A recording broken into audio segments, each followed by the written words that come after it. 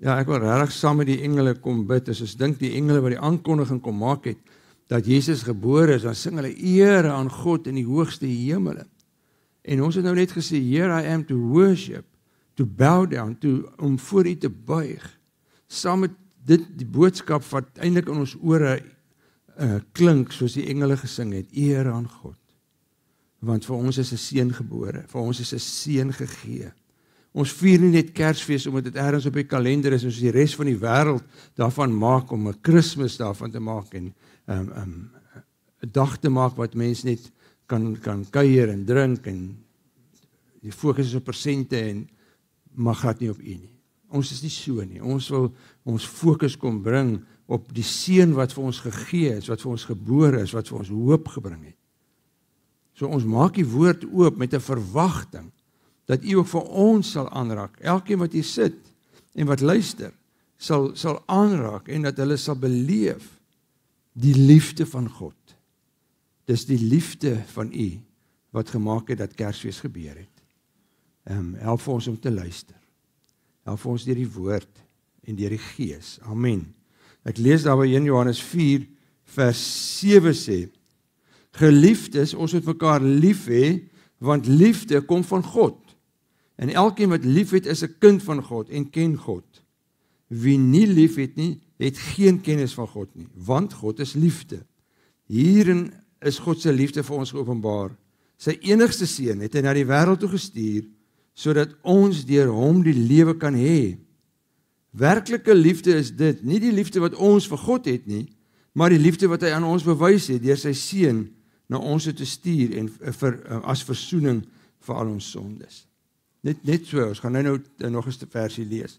So as jy het regtig nie nodig om 'n sielkundige te wees of 'n beraader te wees of 'n kenner van mense te wees nie. As jy net dink aan die gemiddelde mens wat jy is en wat jy ken, dan is die mense grootste begeerte is om liefgehê te word. Dis ons begeerte. Ons wil liefgehê word en ons wil liefde kan gee. Dis 'n basiese behoefte, dink ek, van enige normale mens. En die rede hoekom dit so is, ons kan dit nie help nie. Dis die DNA van God wat binne in ons ingeplant is. God gee vir ons die DNA van homself. Want hoor wat staan dan vers 8. Hy sê, wie nie lief het nie, het geen kennis van God nie, want God is liefde.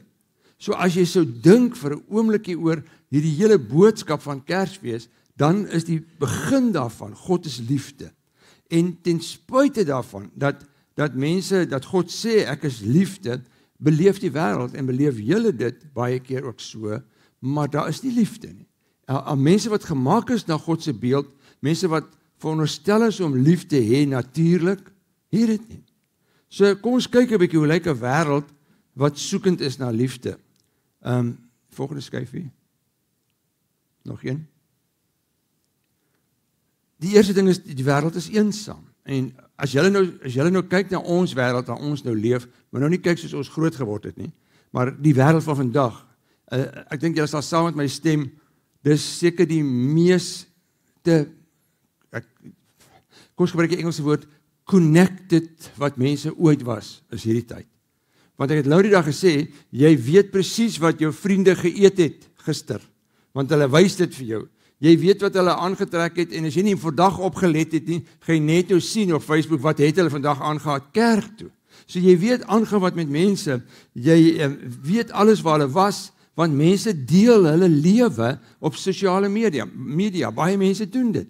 So ons weet min of meer, ons is so connected, en is die statistiek sê op die oomblik, dat die statistika is die organisasie wat dit meet, hulle sê dis die eensaamste wat mense nog ooit was, as jy dit meet op hulle maatstaf. Dat mense sê, ten spyte van die feit dat ons so connected is, dat ons duisende vriende het op ons Facebook of social media, en dat ons gesiggies kies, jy stuur hartjies en smileys, en op jou WhatsApp en op jou messages, waar jy ook al werk, sê hulle, is die mense die eensaamste ooit.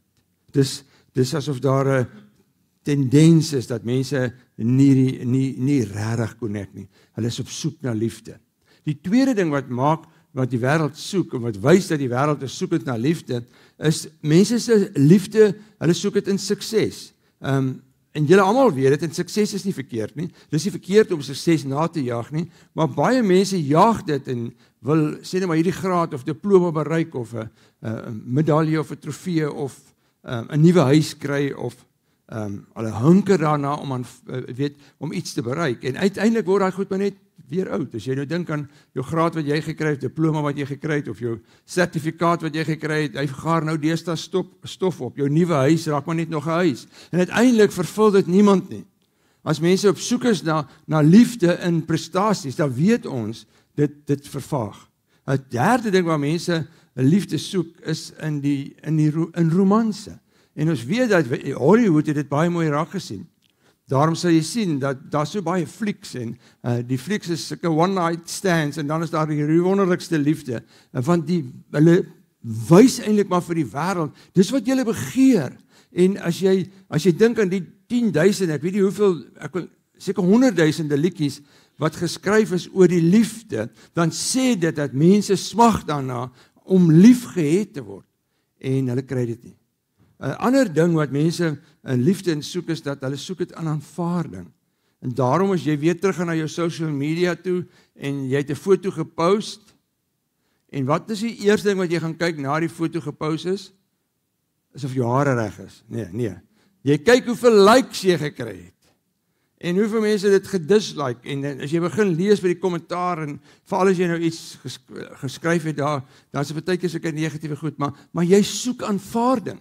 Jy wil hê mense moet jou aanvaar en moet kan raak sien wie jy is.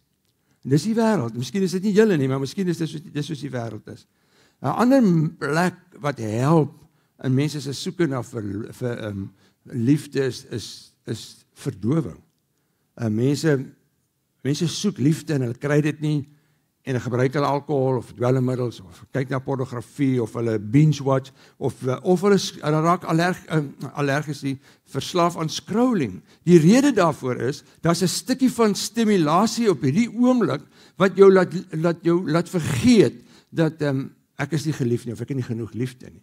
En uiteindelik gebeur dit die wêreld waar ons leef, en miskien is dit jou wêreld, maar ek weet is julle wêreld, want ek leef saam met julle in hierdie wêreld, en ek weet baie van julle sukkel daarmee. Ons leef dit in gebrokenheid. Ons soek aanvaarding, en as jy gaan kyk na die wêreld, is die hele identiteitskrisis van die wêreld. Die hele woke besigheid van die wêreld, waar mense sê, ek wil identifiseer met wie ek wil identifiseer, die groep wat ek wil identifiseer mos, of die geslag wat ek wil wees, al daai goeders, sê mense eintlik net, aanvaar my, ek soek aanvaarding, en julle almal weet, of jy weet dit dalk nie, maar ek weet dit, dat alles wat die duiwel initieer, is om mense te vernietig, so nooit sal hy mense toelaat, om ooit gelukkig te wees, vir enige keuse wat hulle maak nie, al kies hulle vir hom, want dis nie sê, hy het nie liefde nie, want ons het nou net gehoor, liefde kom van God af. Nou hierdie is nie 'n nuwe ding nie. Dis van Adam en Eva besluit het om te eet van die boom van die kennis van goed en kwaad. Dis hoekom God dit geweet het. Dis hoekom hy gesê het, julle moenie eet van die boom van die kennis van goed en kwaad nie, want as julle daarvan eet, gaan julle die liefde wat in die lewe, in die boom van die lewe is, want as jy die boom van die lewe eet, gaan jy vreugde, vrede, liefde ervaar. Maar as jy eet van daai boom, van daai oomblik af, gaan jy leef in 'n liefdelose wêreld, en ons weet dit, ons het dit gesien, Kain is vir Abel doodgemaak. Daar's die eerste moord, net daarna, toe hy bietjie groter is. Dis die wêreld wat daar gebore is, waar ons vandag leef, en dis nie vir God aanvaarbaar nie. Nêrens het God verby hierdie wêreld geloop, en gesê, kry vir julle het gekies vir wat julle nou beleef nie. Die liefdeloosheid wat mense leef, die gebrokenheid wat mense beleef, het God nie gelos nie. Hy reik uit daarna, en dwars deur die Bybel. Dis die storie van die Bybel. Die storie van die Bybel is nie 'n storie net oor God en oor mense nie. Die storie van die Bybel is God wat sê, ek soek mense wat eintlik smag na liefde, en dit verloor het in die sonneval, en daarom gaan ek moeite doen om vir hulle te kom lief hê. En dis wat ons laasweek gelees het. Daar het gestaan, ons het gelees daar in Jesaja 9 vers 5. Vir ons is 'n seun gebore, aan ons is 'n seun gegee. En hy sal heers En hy sal genoem word 'n wonderbare raadsman, magtige God, ewige Vader, vredevors. En dit weet ons as die storie van die Kersverhaal, want ons weet toe Jesus gebore is, die seun wat hy hier sê, vir ons is 'n seun gegee. Daai dag toe die seun gegee is, weet ons het die engele dit aangekondig. Maar Johannes kom in hierdie gedeelte wat ek nou gelees het, en hy kom vertel die Kersverhaal op 'n ander manier. En die manier hy dit kom vertel het, is nog voor Kersfees plaasgevind, nog voor Jesus se geboorte plaasgevind het. Het daar 'n besluit geneem dat Jesus sal kom vir hierdie wêreld. Hoor hierso. Hy sê hierin is God se liefde vir ons geopenbaar. Met ander woorde, sy enigste seun het hy na die wêreld toe gestuur sodat ons deur hom die lewe kan hê.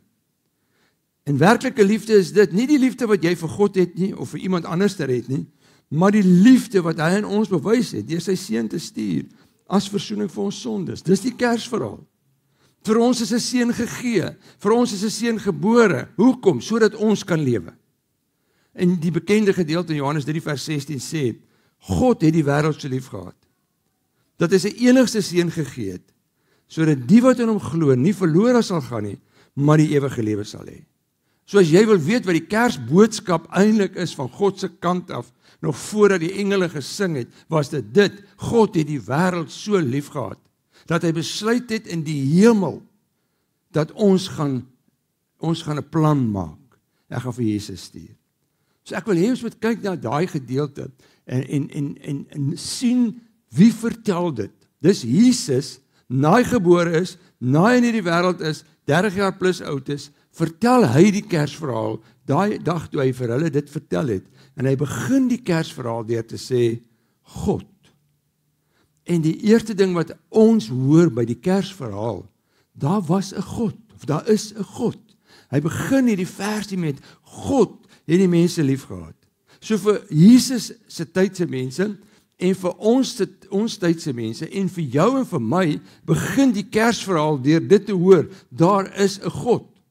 En dwars deur Jesus se werk, dwars deur sy hele tyd op die aarde, het hy dit gewys. Hy was die hele tyd in verbinding met God. Dis wie hy was. So ek weet nie julle al beleef het nie, dat mense vir jou sê, waarom glo jy in God? Nou, ek gaan vir vandag 'n baie maklike antwoord gee. Omdat Jesus in God glo. Dis die antwoord. Ek glo in God, onder andere doeteenvoudig omdat Jesus sê, daar is 'n God. As jy iemand meer betroubaar kan vind as Jesus, as jy kan iemand vind wat 'n beter track record het as Jesus, en hy sê ek moet in iets anders te glo, dan sal ek dit glo. Maar daar's niemand anders nie. Jesus sê self, hoorie, daar's 'n God, en dis hoekom ons dit glo, want Jesus sê so. Die tweede ding wat ons hier hoor uit hierdie Kersverhaal uit, is God het 'n seun. Want so lief, sê hy, het God die wêreld gehad, dat hy sy enige gebore seun gegee het. Die Jehovah Getuies sê, Jesus is aangeneem, hy's 'n aangenome kind. Die moslems sê, Jesus kan nie God wees nie, want God kan nie 'n seun hê nie, want dan beteken dit hy moes met 'n vrou omgang gehad het, en God het dit nie. So God kan nie 'n seun hê nie. Maar hier hoor ons baie mooi, dat as Jesus sê, daar is 'n God, dan sê hy, maar daai God het ook 'n seun, en hy is sy enige gebore seun. Hy is die enigste seun van God. God het baie ander kinders, seuns en dogters, julle, wat sê ek is 'n gelowige, is God se kinders, maar almal van hulle is aangeneem. Maar Jesus is nie. As jy sou dink, dit is eintlik logies, dat Jesus God is. Want as jy nou dink aan hase, 'n haas kan net 'n haas voorbring, né? Hallo? Is ek reg? 'n perd kan net 'n perd voorbring. En 'n mens kan net 'n mens voorbring. En God kan net 'n God voorbring. So hy is nie aangeneem nie. Hy is God. Hy is volledig God. Daar was nooit 'n tyd wat Jesus nie was nie. Voor die skepping het hy die skepping gemaak, sê Johannes 1 vers 1. Hy sê, in die begin was die woord en die woord was God en die woord was self God en niks het sonder die woord ontstaan nie. So daar was nooit ooit 'n tyd dat Jesus nie bestaan het nie. Maar uit God word God gebore. En hy sê, dis wat die wêreld nodig het. Dis wat God bring vir 'n wêreld wat sê, maar waar is die liefde? Ons smag na liefde. Hy sê, oorie daar's 'n God. En daai God het 'n God seun gehad. En dan sê hy 'n derde ding, God het lief. En dan seker vir my persoonlik nie mooier woorde is dit of groter woorde is dit nie. Van al die dinge, van al die wesens, het die opperwese, die skepper God, het hy lief. En sy liefde sê sy karakter. Hy sê nie, hy kan nie lief hê nie, want dis wat sy karakter is. Ek het al hoeveel keer hier gesê, jy kan nie sy liefde beïnvloed nie. Dit wat jy doen kan nie sy liefde minder maak nie, kan nie sy liefde meer maak nie, want hy is 100% van die tyd 100% liefde. Maar die liefde van God het 'n gevolg gehad. Want hy sê, God het die wêreld so lief gehad, dat hy sy enige gebore seun gegee het. Vir ons is 'n seun gegee, vir ons is 'n seun gebore. Die gevolg daarvan is, sy destiny, sy doel, sy purpose, die rede hoekom Jesus gebore is om dood te gaan. Dit was sy enigste doel. Ja, maar eers terug. Dit was sy enigste doel. Die enigste doel waarom hy bestaan, waarom hy gekom het, was vir hierdie rede om doodgemaak te word. Nou, almal van ons gaan dood. Maar dis nie ons purpose nie. Ons purpose is om God te verheerlik en om vir hom lof te bring en erkenning te gee en volgens sy wil te leef. Maar Jesus, sy rede vir sy geboorte was dit. Jy word gebore sodat jy kan doodgaan. En nie doodgaan vir enige ander rede nie, maar vir hierdie wêreld. Dit was sy purpose. Dis hoekom hy hier na toe gekom het. Want sy liefde was kragtig, maar dit was vol pyn. Dit was onvoorwaardelik, maar dit was opofferend. Dis wat hy kom doen het. So, die sentrale boodskap van liefde hang nie af van hoe waardig of onwaardig jy is nie. Dit het eintlik niks met jou waardigheid, sondeloosheid of baie sonde uit te waai nie. Hy gee dit vrylik, omdat hy liefde is. En ons gaan dit nou sien by die nagmaal, as ons die nagmaal gaan gebruik. Dis 'n teken van God se liefde. So dan die vierde ding wat Jesus sê, God het die wêreld lief. So dis die belangrike ding.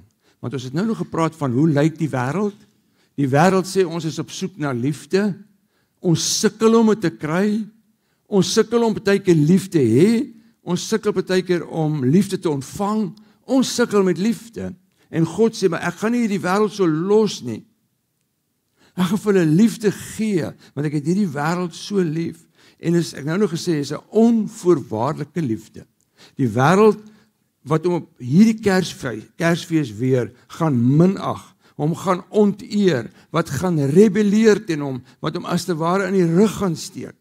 Vir daai selfe wêreld sê hy, ek het julle lief. So daar's 'n God, hy het 'n seun, God het lief, en hy het die wêreld lief, en dit sluit jou in. Wat is die reaksie? Hoekom het hy ons so lief? Hoor hierso. Sodat die wat in hom glo, nie verlore sal gaan nie, maar die ewige lewe sal hê. Sodat die wat in hom glo, nie verlore sal gaan nie, maar die ewige lewe sal hê. So dit vra 'n reaksie, en die reaksie wat hy sê is, sodat die wat glo, dit is wat hy van praat.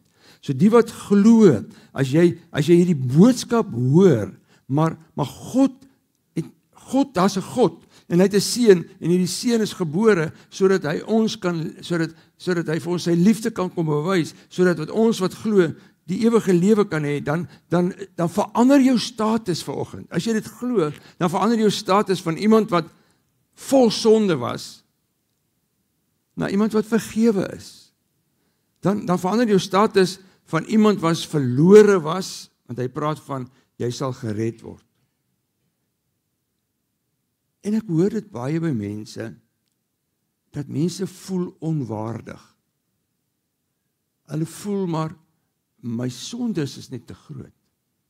Dit wat ek in die verlede gedoen het, kan God ons nooit vergewe nie.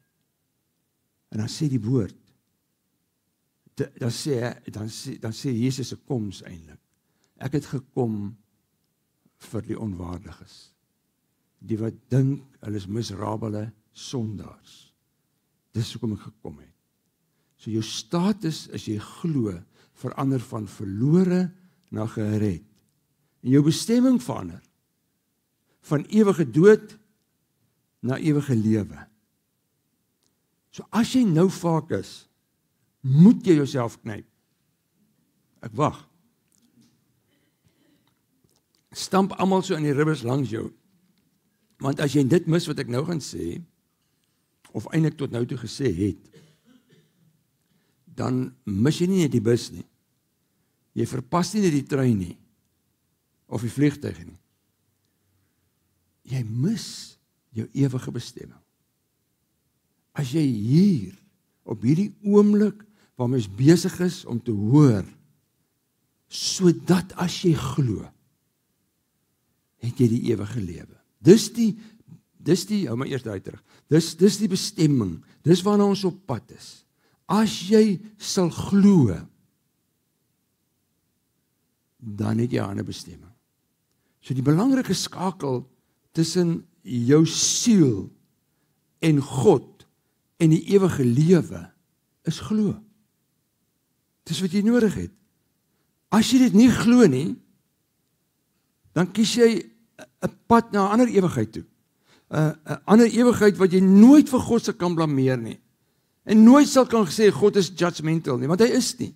Hy gee elkeen van die mense 'n kans om te sê, glo dat ek jou so lief het, dat ek my seun gegee het. Dit was die grootste enkele reddingspoging van alle reddingspogings. Jy sal weet as iemand in die water geval het, in die see, en hy's besig om te verdrink, en 'n lewensredder kom daaraan, en hy gooi 'n lewensboei uit. Al wat hy ou moet doen, hy moet die boei vasgryp, en dan is hy gered. Hy hoef nie te spartel nie, hy kan maar ophou skree, hy hoef nie te swem nie. Al wat hy moet doen is, hou vas, glo dat die redder, die lewensredder aan die ander kant van hierdie tou, is sterk genoeg om my uit hierdie water uit te trek. Dis al wat hy moet doen. En dis wat hy kom sê, hier is die grootste reddingspoging van alle reddingspogings. Daarom sê ek, moenie nou slaap nie, want hier's 'n vurk in jou pad. Dis 'n duidelike skeiding wat hier gebeur op hierdie vers. Die skeiding kom, die wat glo, gaan soontoe. En die wat nie glo nie, gaan soontoe. En daar's nêrens weer 'n pad nie. Want mense wat op daai pad is, kan natuurlik gered word en terugkom op hierdie pad. Maar dit is so 'n belangrike moment vir ons wat luister, dat ons moet seker maak. Want, en nou kan jy opsit, die bestemming wat ons het, is die ewige lewe. Hoor wat sê Jesus, hoe lyk hierdie ewige lewe? Hy sê, ek het gekom, sodat hulle en julle, lewe kan hê. Dis hoekom hy gekom het. En dit in 'n oorvloed. Hy het gekom dat mense wat dood is, dood is as gevolg van 'n klomp goed wat gebeur het, sê ek het gekom, ek is julle so lief gehad, dat ek gekom het sodat julle kan lewe en dit in oorvloed. Ek wil hê julle moet celebrate die feit dat julle lewe. Dis 'n bonatuurlike lewe. Hoorie, geen mens kan dit maak of namaak nie. Iemand kan jy dit ooit beloof nie. Dis 'n bonatuurlike, goddelike gebeurtenis. Geen geluk, geen vrede, geen liefde kan dit vervang nie. Die ewige lewe is net wat God kan gee. Die tweede ding oor die ewige lewe, dit kan nie deur die dood onderbreek word nie. Die dood op hierdie aarde, as jy ewige lewe reeds het, die dood het niks daarmee uit te waai nie. Dit onderbreek nie jou ewige lewe nie. Hoor wat staan daar, hy sê Jesus. Hy sê, ek is die opstanding en die lewe. Hier kom daai woord, die virkwoord, wat mense uit mekaar uitspat. Wie in my glo, met ander woorde, as jy die virk die regte kant gevat het, sal lewe, al sterwe hy ook. En elkeen wat lewe en in my glo, sal in alle ewigheid nooit sterwe nie. Dis nie ek wat dit sê nie. Dis nie eers die Bybel wat dit sê nie. Dis Jesus self wat dit sê. So die dood, jou geliefdes se dood, iemand wat jy al reeds in die dood afgestaan het, sy lewe is, as hulle gelowiges is nog nooit onderbreek deur die dood nie. Die lewe gaan net aan. En dis wat hy vir ons wil sê. Ek is julle so lief, dat as julle in my glo, julle die ewige lewe kan hê. So wat sal gebeur, as jy vanoggend glo? Miskien het jy dit al gesê in jou lewe. Heer Jesus, ek aanvaar u liefde in die woord. Ek aanvaar Jesus dat u my verlosser en saligmaker is. Ek aanvaar, ek gee my dat ek sondig is. En ek aanvaar dat ek die ewige lewe gaan ontvang. Dan het jy dit. Maar as jy dit nog nooit gebid het nie, as jy nog nooit by 'n punt in jou lewe gekom het, wat jy voor God en Jesus gestaan het en gesit het en gesê het, ek glo dit, dan is jou eindbestemming nie waar die hemel is nie. Dan het jy jouself veroordeel. Dan kan jy nie sê, Jesus het my gejudge, want jy staan, almal van ons staan voor 'n virk. En as jy hierdie kant kies om te sê ek glo, dan is jy vir ewig by hom. So daarom vra ek, dat as jy nog nooit daar was nie, jy sommer net so daar sit, en saggies bid, en sê, Here, ek het nog nooit regtig geglo nie, maar ek glo vandag, dat ek kan sien dat u het vir my so lief gehad, dat u vir my Jesus gegee het, en so as ek het vanoggend glo, dan het ek die ewige lewe, en dan sal ek vir altyd by u wees, en dan verander my rigting van my lewe, van 'n ewige dood, die bestemming van my dood, en van my lewe, na ewige lewe, van ewige dood, na ewige lewe. As jy dit gebid het, dan lewe jy. En dan het Jesus, dan is dit wat Jesus kom doen het, volmaak. En dalk het jy dit lankal gebid, maar miskien het jy toegelaat dat die gebrokenheid van hierdie wêreld, en jou sondige geneigtheid, jou net weer oorval het. Of dalk is dit maar net die sorge van die lewe, wat die joy van Christendom kom steel het. Hoor wat staan in Romeine 8. Hiervan is ek oortuig. Geen dood, of lewe, of engele, of magte, of teenswoordige, of toekomstige dinge, of kragte, of hoogte, of diepte, of enigiets anders in die skepping, kan ons van die liefde van God skei nie. Die liefde wat daar in Christus ons Here, Christus Jesus ons Here is. Hou dit vas. Swaar kry, sonde, sorge, kan maklik voel, dat jy laat voel, maar hy het my nie meer lief nie. Niks kan jy daarvan skei. Niks nie. Hoekom? Sy raai skuif op. Want daar is 'n God, en hierdie God het 'n seun, en hierdie God het lief, en hierdie God het vir jou lief. Kom ons bid. Here Jesus, daai dag toe u hierdie woorde gespreek het, was dit so profound. Dis die aangrypendste gedeelte seker, of een van die mees aangrypendste gedeeltes in die Bybel. Toe u vir hierdie wêreld en vir ons kom sê, daar is 'n God. En daardie God het 'n seun. En daardie God het sy seun gegee.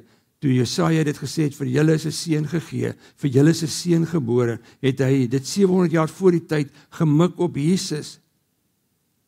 En het gesê, Jesus het gesê dat hierdie God wat 'n seun het, wat self God is, het lief. Maar nie net die uitgesoekte mense lief nie, die wêreld. En dit sluit ons ook in. En hier is 'n virk in ons geloof vanoggend. Want as ek net besig met U was, omdat ek kerklik betrokke is, of so groot geword het, maar nog nooit gesê het, Here Jesus, ek wil my lewe vir U gee, want ek kan sien U het vir my so lief gehad. En ek wil dit glo, ek glo dit, dat ons die ewige lewe het. Dankie vir hierdie woord. Dankie dat hierdie Kersboodskap so sentraal draai oor U liefde, wat U gehad het vir hierdie wêreld, van Genesis af tot Openbaring. U het net nooit hierdie mense gelos nie, want U liefde brand te sterk vir ons. Here, help my om daarop te reageer vanoggend, help elkeen van ons wat hier sit en wat luister, om vanoggend te kan sê, ek glo dit. Dit is so 'n amazing gedagte. Lewensveranderend. Ons kan dit nie mis nie. Help ons asseblief daarmee. Amen. Ons gaan nou, terwyl ons die nagmaal gaan uitdeel, gaan ons sing Stille Nag, Heilige Nag. Maar daar was 'n ander stil nag, 'n ander stil heilige nag, was die aand voor Jesus se teregstelling. Daardie aand het hy brood gevat, en hy die brood gebreek, en die bloed gevat, die wyn gevat, en vir gesê, dis soos my bloed is. En met dit het hy 'n prentjie geteken van God se liefde. So as ons vandag nagmaal gebruik, sien die prentjie wat Jesus geteken het deur die brood en die wyn. Want die brood praat van 'n stikkende liggaam. Ons breek die brood en dis 'n simbool van 'n paar ure nadat hy die brood gebreek het en dit vir hulle gegee het om te eet, was sy liggaam aan flarde geslaan met 'n sweep. Hulle het die velle uit sy rug uitgeruk en senings en spiere, daar was niks oor van hom nie. Sy liggaam was gebreek, want dis waarvoor hy gegee is. Liefde van God het sy liggaam gebreek. En as ons nou van die wyn gaan drink, daai dag het hy vir hulle gesê, my bloed het vir julle gevloei. En bloed is 'n teken van lewe. So my lewe is vir julle gegee. So as ons terugdink, en ons gaan nou Stille Nag sing, dan dink ons terug in daai stille nag ook, wat hy vir ons hierdie prentjie gegee het, wat 'n onvergeetlike prentjie is, van 'n God wat die wêreld so lief gehad het, dat hy sy seun gegee het. Kom ek bid vir ons. Hierdie prentjie van die nagmaal is so 'n aangrypende storie van die liefde. Dis maar nie net tekens wat ons gebruik nie. Dis nie maar net uit gewoonte nie. Hierdie is regtig. Hierdie was dit wat U vir ons kom wil laat onthou. Sê, as jy van hierdie brood eet en van hierdie wyn drink, dink daaraan dat ek het gekom, ek is gegee, sodat ek kan doodgaan. 'n lewe vir 'n lewe, U lewe vir ons lewe. Amen.